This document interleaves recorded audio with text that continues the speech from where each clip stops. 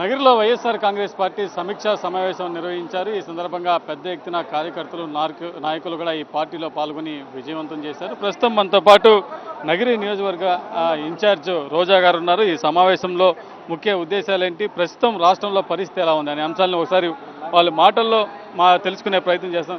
చెప్పండి మేడం, ఈరోజు జరిగిన సర్వసభ్య సమావేశం ఏ విధంగా జరిగింది, భవిష్యత్ కార్యాచరణ ఎలా ఉండాలన్నది మీరే చూశారు కదా. జగన్మోహన్ రెడ్డి గారు అధికారంలో ఉన్నట్టుంది కానీ కూటమి ప్రభుత్వం అధికారంలో ఉన్నట్టు లేదు. ఎందుకంటే జనం ఈరోజు ఈవీఎంతో గెలిచిన చంద్రబాబు నాయుడు ప్రజల్ని ఎలా బాధ పెడుతున్నాడు, వాళ్ళకి ఇవ్వాల్సిన వెల్ఫేర్ ఇవ్వకుండా ఎలా వాళ్ళని కన్నీళ్లు పెట్టిస్తున్నాడు, వారి పిల్లలకి మంచి చదువులు లేకుండా స్కూల్స్ ఎలా పాడు చేస్తున్నాడు, బెల్ట్ షాపులు వీధి వీధికి పెట్టి ఈరోజు వాళ్ళ భర్తల రక్తాన్ని వాళ్ళు సంపాదించిన కూలీ డబ్బుల్ని ఎలా పీల్చేస్తున్నారో అందరూ గమనిస్తున్నారు. ముఖ్యంగా రైతన్నలైతే చంద్రబాబు నాయుడు వెన్నుపోటుకి గిలగిల్లాడిపోతున్నారు. సో జగన్మోహన్ రెడ్డి ఎప్పుడూ ప్రజల పక్షాన నిలబడే వ్యక్తిగా ఈరోజు రాష్ట్రంలో ఉన్న వైఎస్ఆర్సీపీ కార్యకర్తలందరికీ పిలుపునివ్వడం జరిగింది. మొన్న రైతుల కోసం చేశాం, రేపు కరెంటు ఛార్జీల పెంపు మీద పోరాటం చేస్తున్నాం. అండ్ ఈరోజు నియోజకవర్గ స్థాయిలో సర్వసభ్య సమీక్ష చేసుకుంటున్నాం.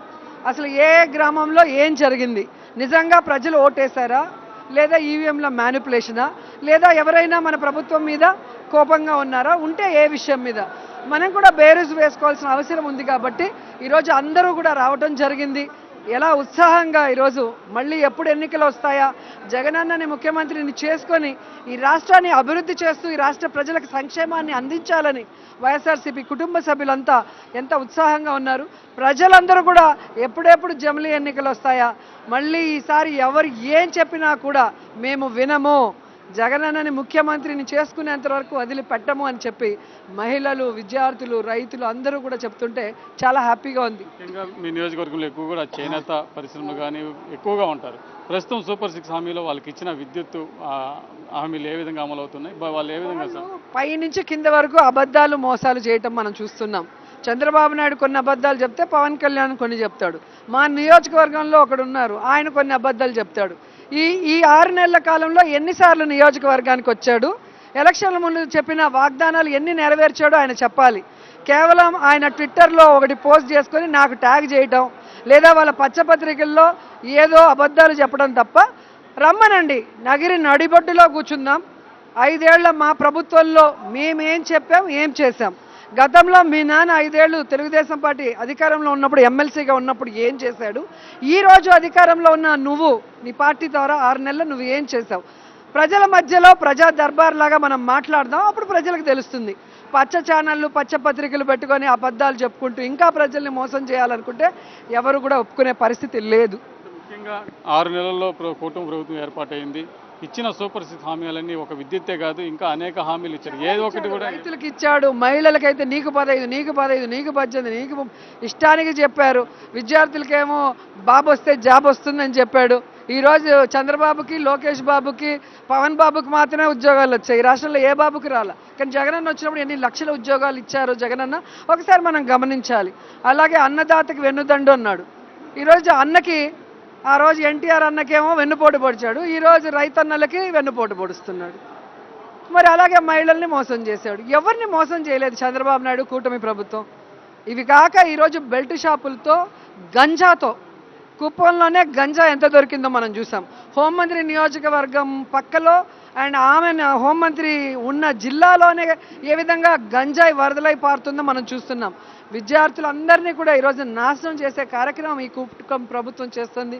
కాబట్టి మనం అందరం కూడా మేల్కొని ప్రభుత్వాన్ని కిందికి దించే విధంగా, ప్రజల సమస్యల్ని దూరం చేసే విధంగా పోరాటం చేయాలి. కాబట్టి ప్రతి నియోజకవర్గంలో కూడా ఈరోజు కార్యక్రమాలు చేసుకుంటూ ముందుకు వెళ్తున్నాం. ముఖ్యంగా ప్రతి నియోజకవర్గంలో కూడా దాడులు పెరిగాయి. పార్టీకి సంబంధించిన నాయకుల మీద కూడా భయపెట్టే కార్యక్రమాలు, బెదిరించే కార్యక్రమాలు ఇవన్నీ కూడా అనేకం చూసాం. ఈ సందర్భంలో మీ నియోజకవర్గంలో ఉన్న ప్రజలకి మీరు ఏ విధమైన భరోసా ఇస్తారు? రాష్ట్రంలో మనం 151 సీట్లతో సింగిల్ పార్టీగా ఎవరితో కలవకుండా వచ్చినప్పుడే ఏ పార్టీ వాడిని ఎక్కడా కూడా ఒక మాట అనలేదు, ఒక తప్పుడు కేసు లేదు. అందరికీ సంక్షేమాన్ని, అభివృద్ధిని అందించాం.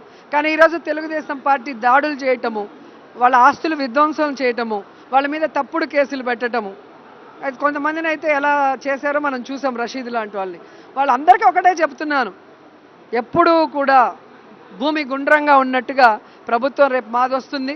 వచ్చినప్పుడు మా పవర్ఫుల్ నాయకుడు, మా బ్రాండ్ జగనన్న ధైర్యం మీ అందరికీ తెలుసు. ఆయన ఒక్క సెకండ్ అంటే చాలు తెలుగుదేశం పార్టీ అనేది ఉండదు. ఆయన మంచోడు కాబట్టి మిమ్మల్ని దేవుడు చూసుకుంటాడని గాలికి వదిలేశాడు. ప్రజలకి సంక్షేమం అభివృద్ధి చేయాలనుకొని అది కాన్సన్ట్రేట్ చేశారు కాబట్టి ఈరోజు మీరు పెట్టరేగిపోతున్నారు. భవిష్యత్ కాలంలో మాత్రం జగనన్నే చెప్పాడు, నేను చెప్పినా మా వాళ్ళు ఇనే పరిస్థితి ఉండదేమో, ఎందుకంటే మీరు ఆ విధంగా ఏ తప్పుడు రాజకీయాలు చేస్తున్నారు కాబట్టి జాగ్రత్తగా ఉండండి అని చెప్పారు. కాబట్టి ఎవడెవడు మా వాళ్ళ మీద కేసులు పెట్టాడో, ఎవడెవడు మా వాళ్ళ ఆస్తుల్ని ఇబ్బంది పెట్టాడో వడ్డీతో సహా వాళ్ళకి అది అందిస్తామని కూడా ఈ సందర్భంగా తెలియజేస్తున్నాను.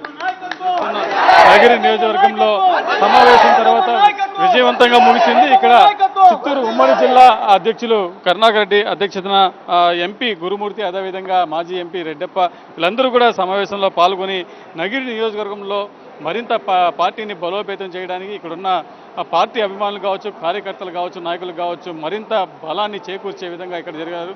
రోజా అంటే ఫైర్ బ్రాండ్, రాష్ట్రంలో అత్యధిక ఆదరణ కలిగిన మహిళ, నిప్పుల కొలిమి అంటూ కూడా కరుణాకర్ రెడ్డి పెద్ద ఎత్తున పోవడం జరిగింది. రోజాని ఇక్కడ అత్యధిక మెజారిటీతో గెలిపించాల్సిన అవసరం ఈ నియోజకవర్గంలో ఉందంటూ కూడా కరుణాకర్ రెడ్డి చెప్పారు. మరోపక్క రోజా మాట్లాడుతూ కూడా ఈ నియోజకవర్గంలో చేనేత కార్మికులకి విద్యుత్ బిల్లులు దంచేస్తున్నారు కూటమి ప్రభుత్వం, దీని మీద రేపు నిరసన కార్యక్రమం చేస్తున్నాం. భవిష్యత్తులో ఇప్పుడు ఎవరైతే కూటమి ప్రభుత్వంలో మా మీద దాడులు చేస్తున్నారో వాళ్ళకి వడ్డీతో సహా తిరిగి చెల్లిస్తామంటూ కూడా రోజా హెచ్చరికలు జారీ చేసిన పరిస్థితి ఉంది. వీడియో జర్నలిస్ట్ ముఖేష్తో ప్రసాద్, సాక్షి, నగిరి నుండి.